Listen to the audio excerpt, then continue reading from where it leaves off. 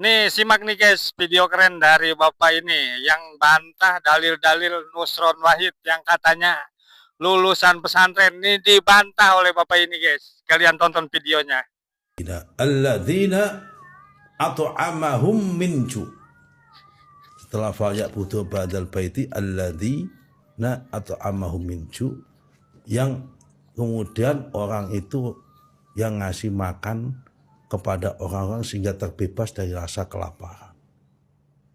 Itu kan alladzi at'amahum min ju kan berarti MPG sama ketahanan pangan. Jangan Kalau kalimatnya alladzina maka bentuknya yaitu jama kepada orang-orang. Sedangkan kalau kalimatnya alladzi adalah bentuknya tunggal kepada Allah sang pencipta alam.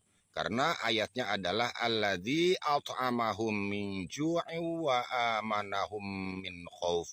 Yaitu Allah yang telah memberi makan kepada kaum Quraisy, kepada mereka untuk menghilangkan rasa lapar dan mengamankan mereka dari rasa ketakutan. Maka setelah Allah memberikan pengamanan dan memberikan makan kepada kaum Quraisy, maka Allah memerintahkan yaitu fal ya'budu rabb hadzal bait. Maka sembahlah Allah yang memiliki Baitullah yaitu Ka'bah. Nah, andai kata kalimatnya alladzina, maka kita disuruh menyembah kepada orang-orang yang mengadakan program MBG dari mulai presiden terus ke bawahnya yang terkait di dalam urusan MBG. Jadi begitu. Dan kenapa demikian? Allah memberikan pengamanan dan memberikan makan kepada kaum Quraisy dan ini adalah bentuk ketahanan pangan. Jadi disuruh mengadakan perjalanan ila fihim rihlatasyita'i was-shaif, dan kebiasaan mereka itu kaum Quraisy mengadakan bepergian untuk melaksanakan perniagaan di saat musim dingin ke negara Yaman dan musim panas ke negara Syam.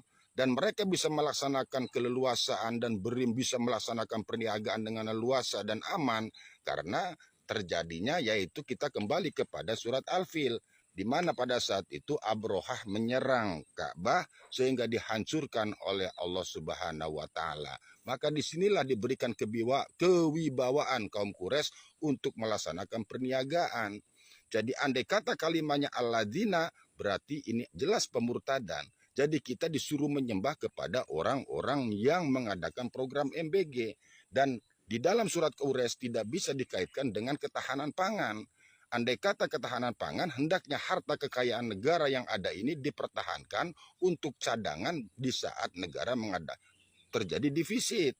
Sedangkan kaum Quraisy tentu ini melaksanakan yaitu mengadakan suatu ketahanan pangan, yaitu dengan cara berupaya untuk berniaga kemudian dikumpulkan untuk ketahanan pangan mereka di saat terjadinya yaitu krisis.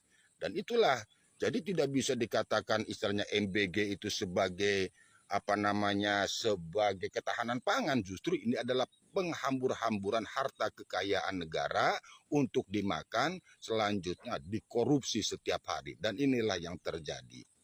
Ini yang terjadi saat ini.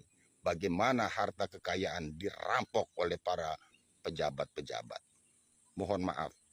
Ayang kapanggih jeung sia aja. Karena resel aing.